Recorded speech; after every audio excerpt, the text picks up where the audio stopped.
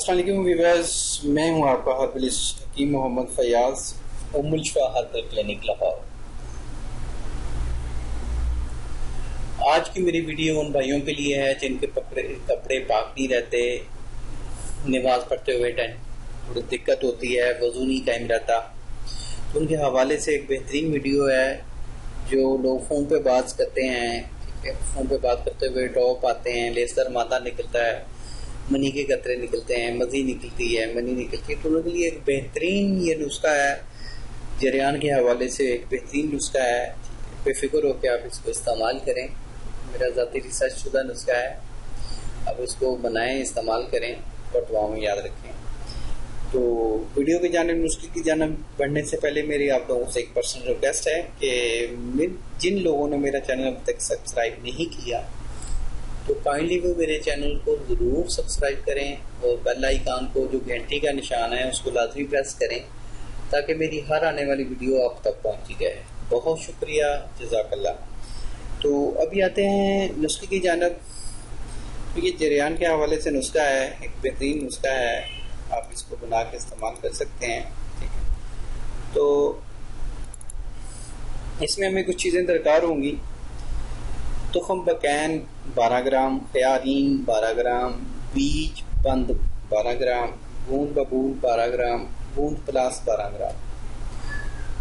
یہ چیزیں آسانی سے کسی بھی ہربل اسٹور سے آپ کو ایزیلی مل جائیں گی، ٹھیک ہے، اتنی مہنگی بھی نہیں ہے، سستی ہیں چیزیں، ٹھیک ہے۔ ان چیزوں کو آپ بنا کے استعمال، ان کو گرائنڈ کریں، اس کو صفو بنائیں، بریک صفو بن جائے گا پاؤڈر کی طرح۔ تو جتنا صفو بنتا ہے، سپوز کریں جی یہ صفو بنتا ہے 100 گرام، تو 100 گرام اس میں شکر ملانی ہے، ٹھیک ہے۔ اگر 100 گرام صفوف ہے تو 100 گرام اس میں شکر ملا دیں۔ تو شکر تھوڑی بریک ہو، تو کوشش کریں کہ شکر جو ہے وہ کیمیکل سے پاک ہو۔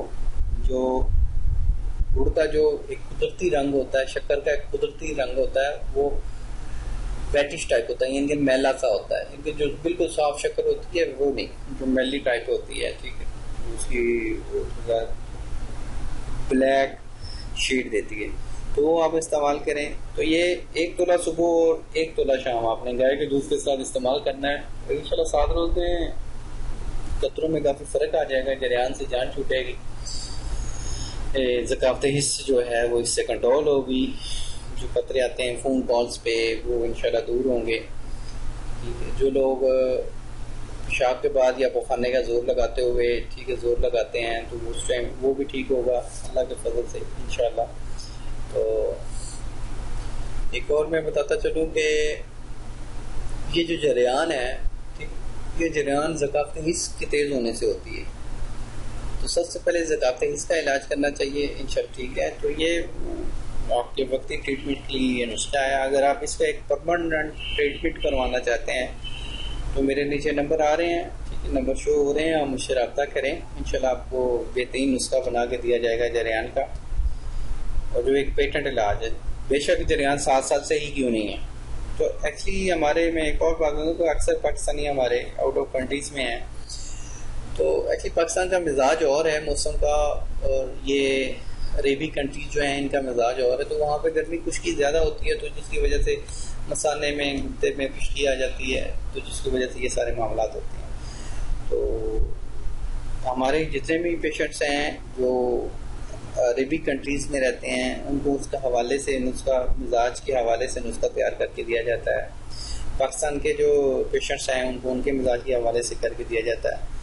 تو بے فکر ہو کے آپ رابطہ کر سکتے ہیں۔